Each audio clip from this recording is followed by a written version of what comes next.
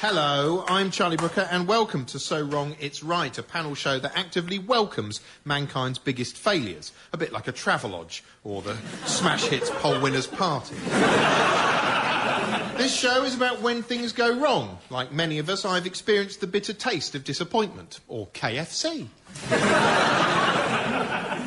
I would like to believe that by extending our understanding of what is truly wrong with the world, we may one day cast aside all our differences of race, creed or class, come together as a people and with one voice finally demand, politely yet firmly, an immediate end to Piers Morgan's career. Might happen. It's often hard to recognise failure until it's staring you in the face. Please welcome my guests. Mr. Lee Mack. Miss Josie Long and Mr. Tom Basden. Now, the first round is called Wrong Time, Wrong Place. I'll be asking my guests to trawl through the murky waters of their memories in an attempt to outwrong each other with stories from their own pasts. This week's question is, what's the worst thing that's ever happened to you on public transport? I think the transport system is incredible. From my house in London, I can jump on a train in the afternoon and a few hours later enjoy a night out in Newcastle city centre. Or I can just walk to the kitchen and stand in front of an open fridge wearing a T-shirt and punching myself in the face. Lee Mack, what is the worst thing you've ever done on public transport? I used to be a blue coat at Pontins. Right? Yeah, strap in, ladies, it's rock and roll. And I was running for a bus because I was going for my one day out for the whole summer season to meet a girl in Norwich town centre. It's sounding more glamorous as the story goes on, isn't it? And my mate helped me out. My best friend held the jacket open for me. He said, come on, you're going to miss the bus. And I put the jacket on and I ran onto the bus. And what I didn't realise is, you know when someone puts on your back, kick me? He'd put, I am an absolute prat, in massive paper, and he'd sewn it on. So, you know when people go, I wonder how he got that sticker on the back without him noticing? They must have thought I was paralysed from the waist up. I couldn't feel anything. And it's the fact that if it had said like, a really offensive swear word, it would have been clear that someone else had done it. But it's the fact that it just said, I am an absolute prat, that sort of suggested maybe that I'd done it. And I spent the whole of the journey from Yarmouth to Norwich, which is a good 40 minutes on the bus, with everybody on the bus laughing at me. Surely, I mean, you're a comic. This must have been a good... Not in 1988, I wasn't. I was an absolute prat. I feel quite sorry for you. Did you do anything to get the bloke back? I shot him. In the back. Well, I actually did, that's not true. I took the legs off his bed, but then balanced them back on, so that when he went into bed, it took a few seconds before it collapsed. Those are both really time-consuming things, like him sewing for about 2 hours, like, oh, he's gonna... And then you, like... It was very much a DIY, needlecraft-based competitive. I heard the easiest way... I mean, if you put a rubber sheet on someone's bed and then cover it with icing sugar and then put their regular sheet on top of that, during the night they get glazed, like a donut.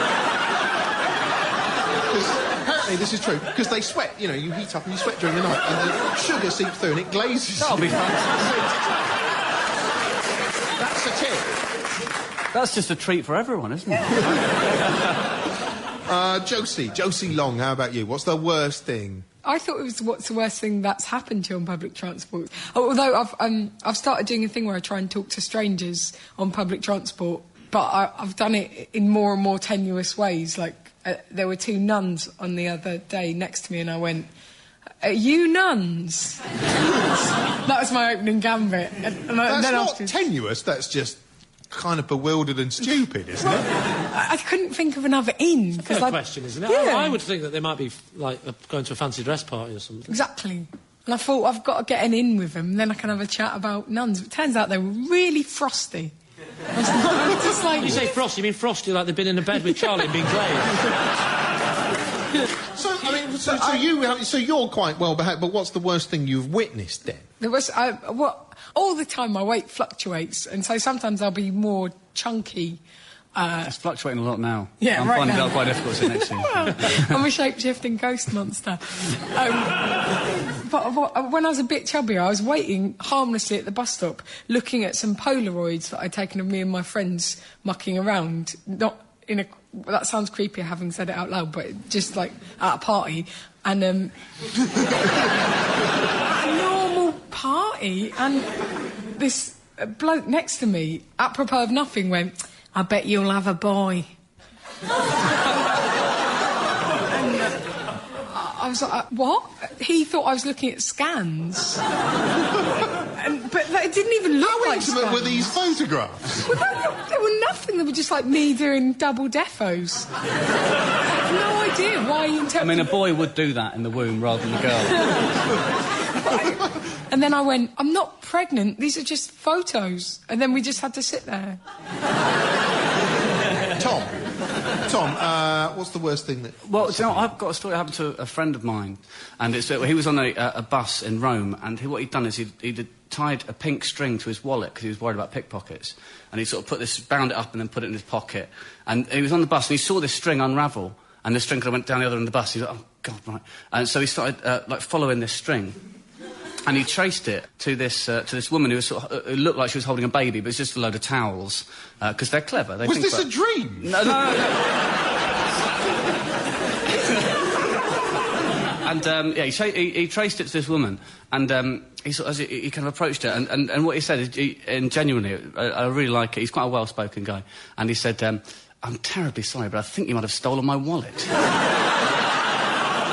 And she didn't understand him. Obviously, she was Italian, and he didn't speak any Italian. So he started gesturing to the string and gesturing to the baby, and she was sort of just kind of a bit confused.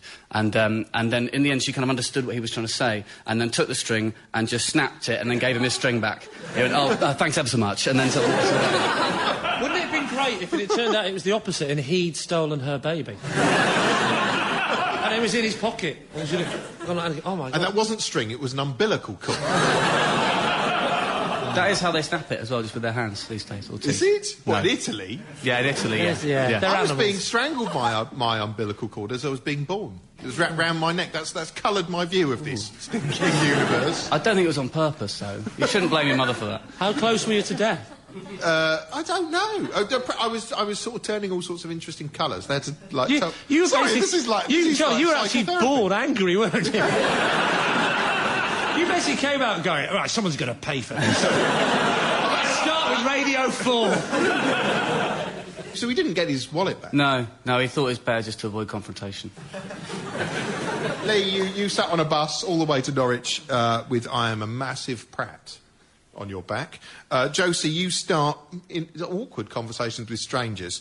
And Tom, your friend had a wallet stolen that he sort of chased a dreamlike pink ribbon to a woman with some sort of imaginary swaddling child. I think Josie, yours is the most ill-advised behaviour, so it's a point to you.